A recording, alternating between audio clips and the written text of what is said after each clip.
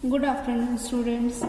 देखो last time हमने 8 तक सम कर लिए थे 10.1 एक्सरसाइज के। आज हम उन्हीं सम्स को कंटिन्यू करते हैं। देखो हमारे पास इसमें 9th सम क्या है, determine the ratio in which the line 2x + 3y + 7 = 0।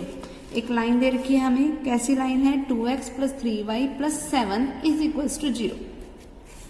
कि ये जो लाइन है हमारे पास डिवाइड करती है किसको, जॉइन ऑफ 3, 4 एंड 7, 8 वाली लाइन को। कि कोई ना, देखो एक लाइन है हमारे पास जो ज्वाइन करके बनी है किससे, 3, 4 और 7, 8 को ज्वाइन करने से, और एक लाइन है ये वाली 2x + 3y + 7 = 0। ठीक है। अब ये दोनों लाइन, अब मुझे ये बताना है कि ये वाली लाइन जो है इस लाइन को किस रेशियो में डिवाइड करती है। अब मान लो कि ये वाली लाइन इस लाइन को किसी k/1 में डिवाइड करती है। ठीक है। अब मान लिया मैंने ये k/1 में डिवाइड करती है, तो अगर मैं इस पॉइंट के कोऑर्डिनेट्स निकालना चाहूं तो मान लिया मैंने वो कोई होंगे x1 और y1। ठीक है। तो देखो x1 किसके इक्वल होगा, 7 के, फिर 1 की 3 के साथ मल्टीप्लीकेशन +3 डिवाइडेड बाई k + 1। फिर y1 वाला पॉइंट क्या होगा हमारे पास कि k की मल्टीप्लाई कराओ 8 के साथ प्लस 1 की मल्टीप्लाई कराओ 4 के साथ डिवाइडेड बाई में k + 1। ये मेरे पास आ गया x1 और y1 पॉइंट। अब देखो ये जो x1 वाला y1 वाला पॉइंट जो है, जो कि इस लाइन के ऊपर था, देखो x1 y1 वाला पॉइंट इनका इंटरसेक्शन पॉइंट है। यानी कि अगर ये पॉइंट इस लाइन के ऊपर है तो इस लाइन के ऊपर भी है। अगर ये x1 y1 वाला पॉइंट इस 2x + 3y + 7 = 0 के ऊपर है, इट मीन्स कि ये पॉइंट इस लाइन की इक्वेशन को भी सेटिस्फाई करेगा। अगर ये पॉइंट इस लाइन की इक्वेशन को सेटिस्फाई कर रहा है तो जहां पर x y है वहां पर ये x1 y1 पुट कर दो। मीन्स 2 इंटू में क्या आएगा, 7k + 3 डिवाइडेड बाई में k + 1। फिर प्लस में क्या आएगा 3y, यानी कि 3 इंटू में 8k + 4 डिवाइडेड बाई में k + 1। फिर प्लस में 7 = 0। इतना बन गया हमारे पास। अब देखो इसको हम सॉल्व कर लेते हैं। और अगर मैं इसको देखो 2 की मल्टीप्लाई कराऊं तो 14k + 6 प्लस यहाँ से क्या आएगा 24k + 12। इसके भी डिवाइड में k + 1 आएगा, इसके डिवाइड में भी k + 1 आएगा, इसके डिवाइड में 1 है। अगर मैंने k + 1 एलसीएम ले लिया तो 7 की k + 1 के साथ मल्टीप्लीकेशन 7k + 7 और होल डिवाइडेड बाय में अब क्या बन गया, k + 1 = 0। अब ये k + 1 ये उधर जाएगा तो हमारे पास 0 के साथ जाके मल्टीप्लाई हो जाएगा, तो ये तो खत्म हो जाएगा। बचा क्या यहाँ से 14k + 24k + 7k। इनको जब मैंने ऐड किया तो 24 और 7 कितने हो गए 31 और 14 कितने हो गए 45k प्लस। अब इनको मैंने ऐड कर दूं, इनको भी मैं ऐड करके यहाँ लिख दूंगी = में क्या बच जाएगा 0। तो वहां से मेरे पास वैल्यू किसकी आ जाएगी, k की। तो मेरे को क्या पता चल जाएगा, रेशियो पता चल जाएगा। ठीक है। फिर अगला देखो हमारे पास 10th सम देखो हमारे पास क्या है, if -1 3 1 -1 5k are the vertices of a triangle. देखो कोई एक ट्रायंगल है हमारे पास ABC। अब A के हमारे पास क्या वर्टिसेस है, -1 और 3। B के हमारे पास क्या वर्टिसेस हैं, 1 और -1। C के हमारे पास क्या वर्टिसेस हैं, 5 और 1। अब मुझे करना क्या है, find the length of their medians. तो मुझे इनके मीडियंस की लेंथ निकालनी है। यानी कि अगर मैं इससे मीडियन ड्रॉ कर लूँ AD, तो मतलब मुझे क्या निकालना है, AD निकालना है। AD में निकालूंगी कैसे, जब मैं डिस्टेंस फॉर्मूले का यूज करूंगी।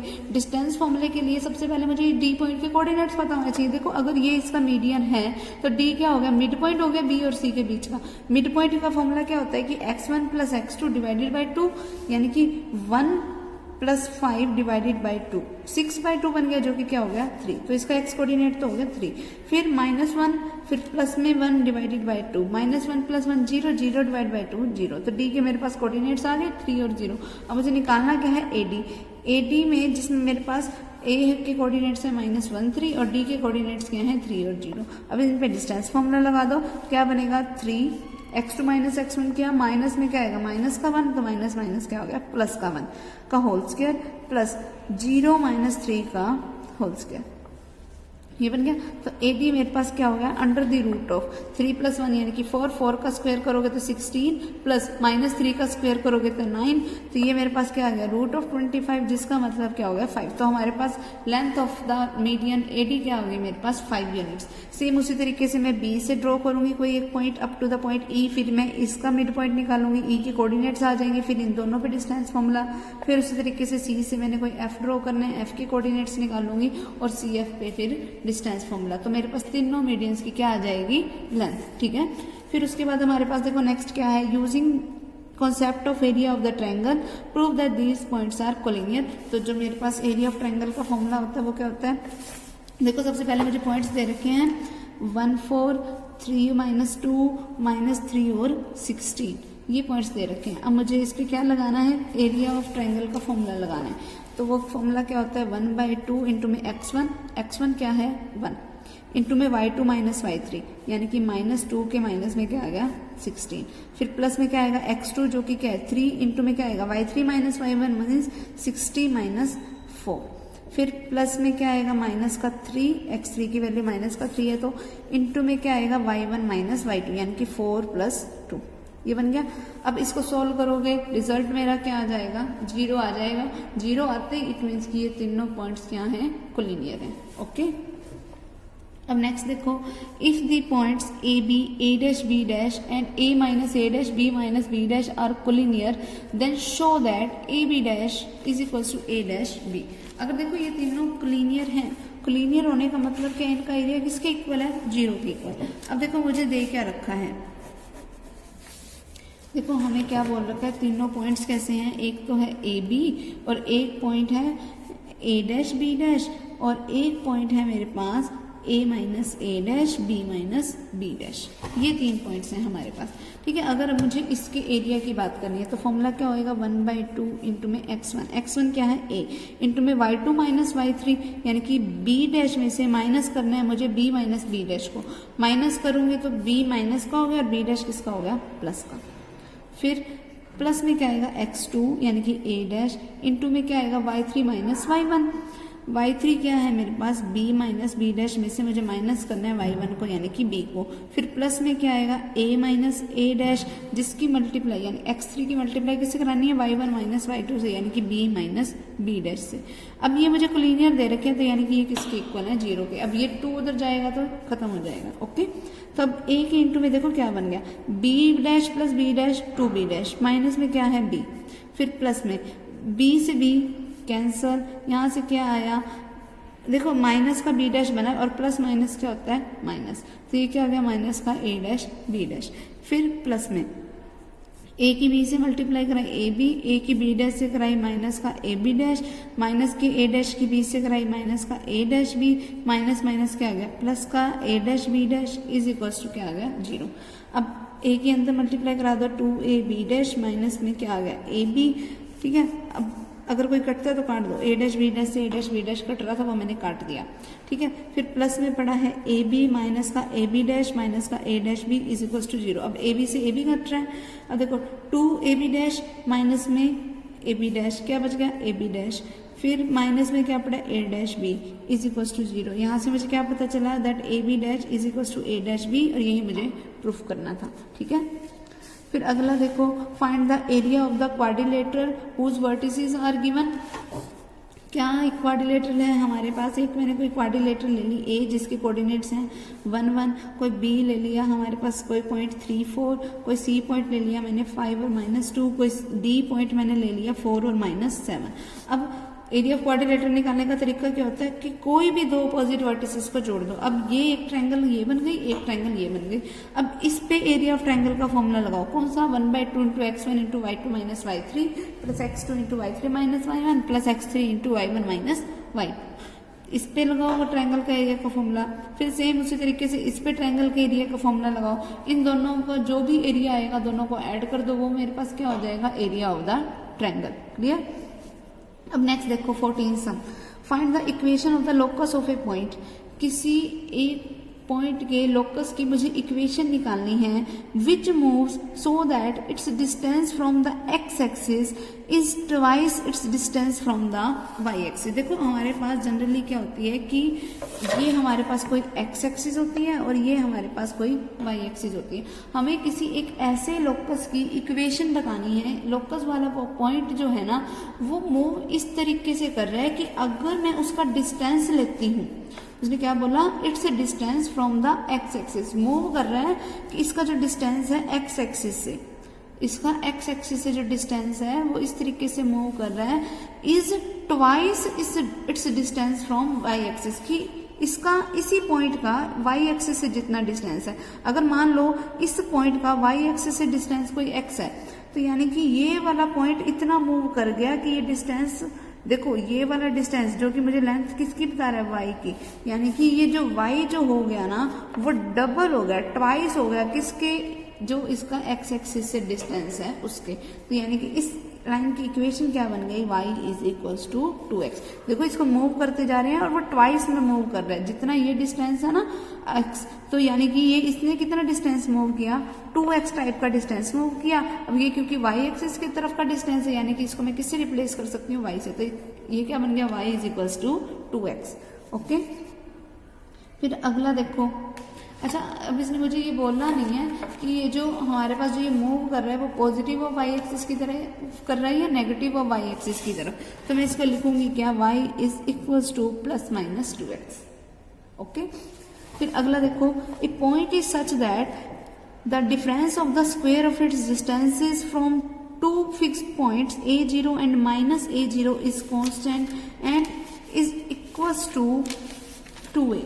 Find the equation of the locus.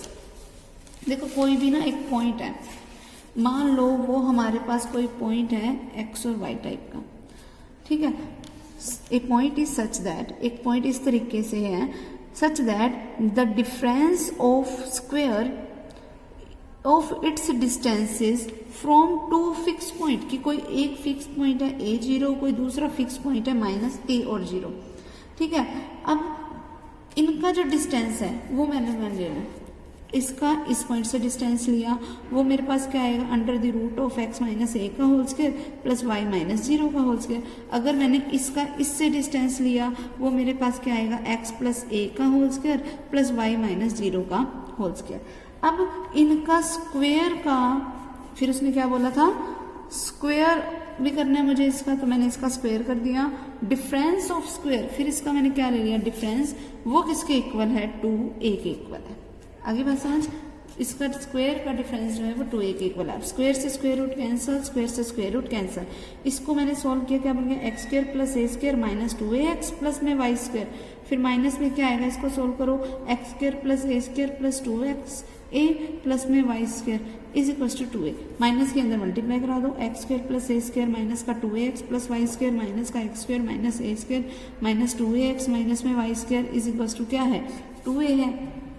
X square से X square cancel, A square से A square cancel, Y square से वाई स्क्वायर कैंसिल, क्या बच गया, माइनस का 4ax is equal to 2a, ठीक है। अब ये 2 ये कैंसिल आउट हो रहा है, a से a कैंसिल आउट हो रहा है, तो यहाँ से माइनस का 2x इसके इक्वल आ गया 1 के, तो x की वैल्यू क्या आ गई, माइनस का 1/2, ठीक है, समझ आ गई। तो ये हमारे पास क्या हो गया, इसका रिजल्ट हो गया।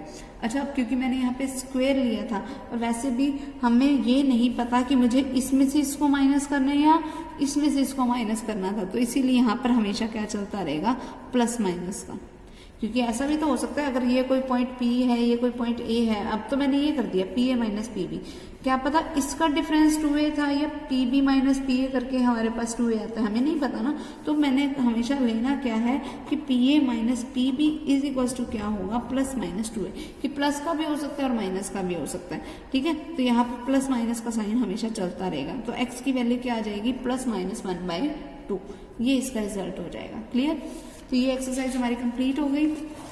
फिर अब देखो नेक्स्ट जो 10.2 एक्सरसाइज है हमारे पास, शिफ्टिंग ऑफ ओरिजिन, वो हमारे सिलेबस से कट है, तो वो 10.2 एक्सरसाइज तो हमें करनी नहीं है। अब हमारे पास जो नेक्स्ट एक्सरसाइज आती है हम वो करते हैं। देखो नेक्स्ट एक्सरसाइज है हमारे पास स्लोप से रिलेटेड। स्लोप क्या होती है, स्लोप होते हैं हमारे पास कि कभी भी कोई भी लाइन जो है वो कोऑर्डिनेट एक्सिस के साथ जो भी एंगल बनाते हुए जा रही है ना, उसे बोलते हैं स्लोप।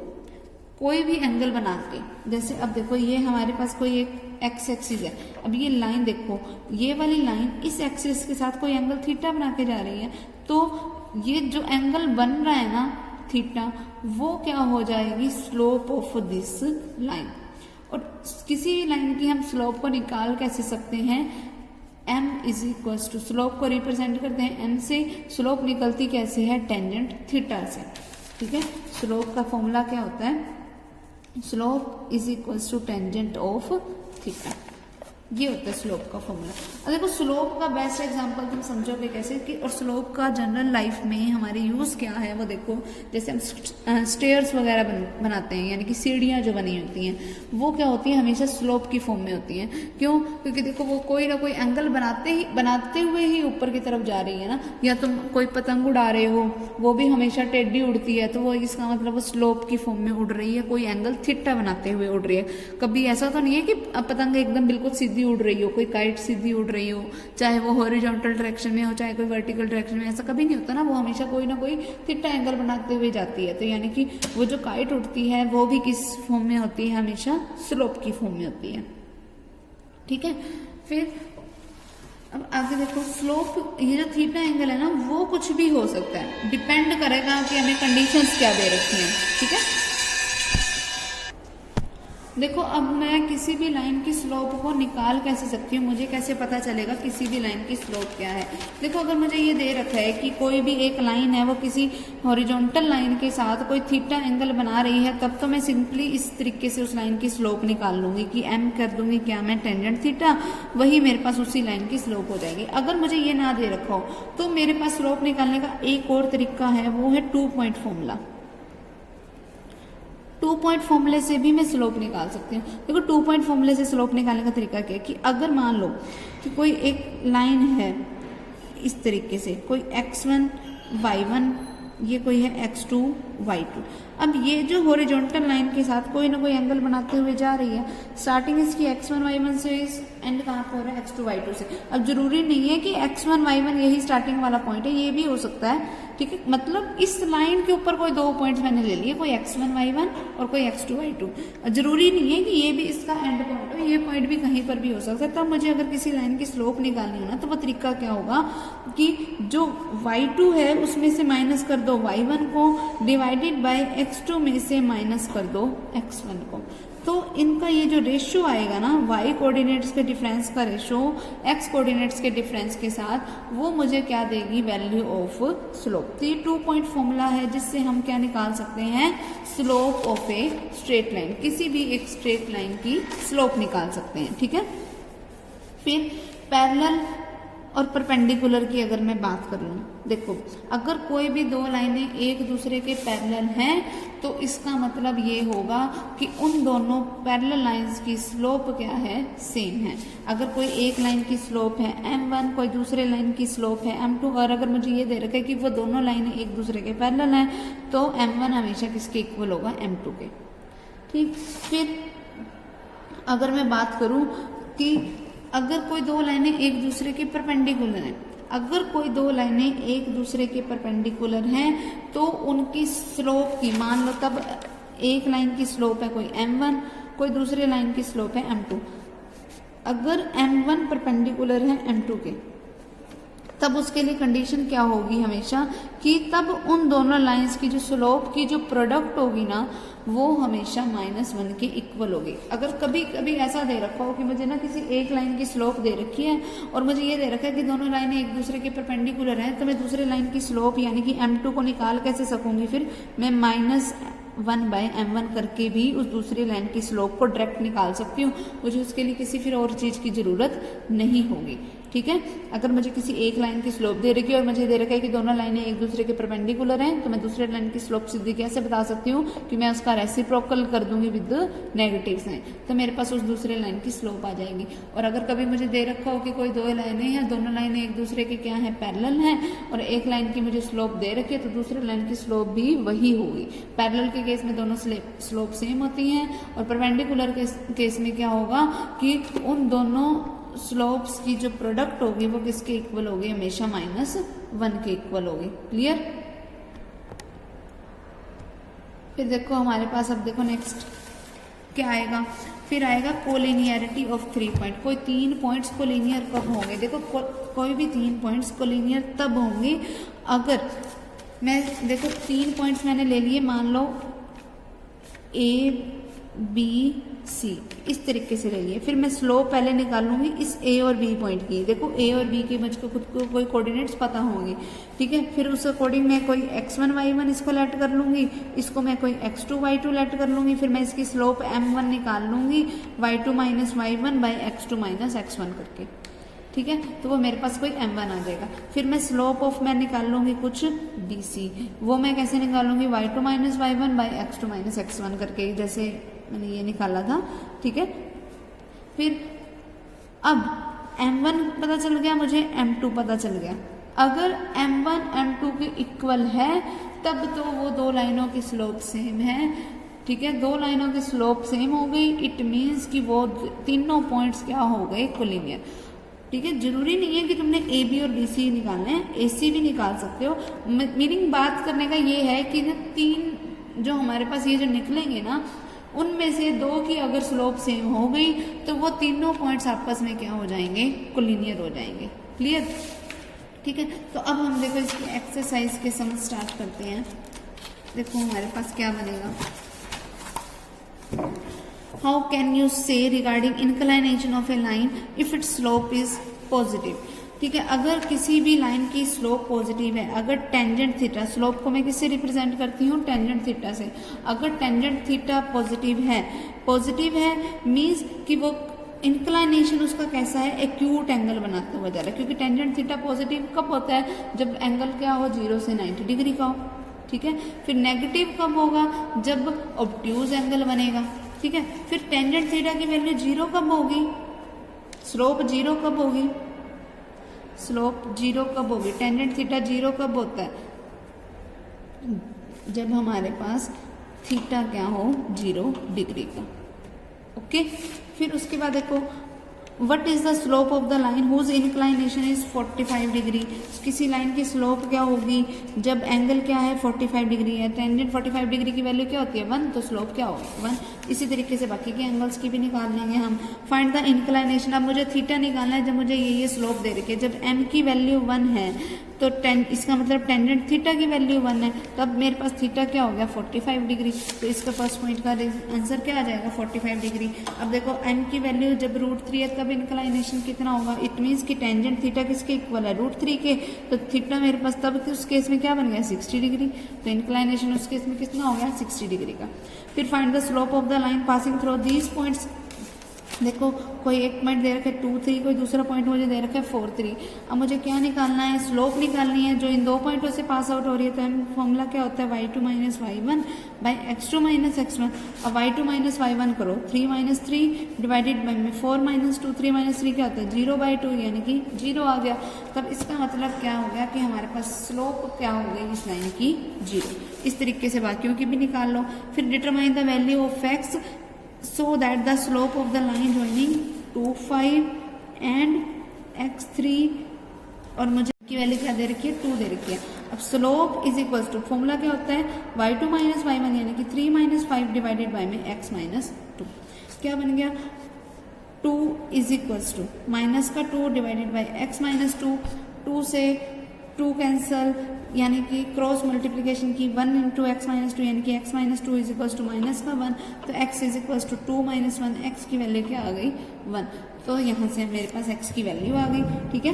तो अब ये तुम अपने आप निकालना। अब देखो यहाँ पे मुझे स्लोप दे रखी है थीटा की फॉर्म में 135 डिग्री, तो पहले टेंजेंट 135 डिग्री निकालो, वही मेरी m की वैल्यू हो जाएगी, ठीक है।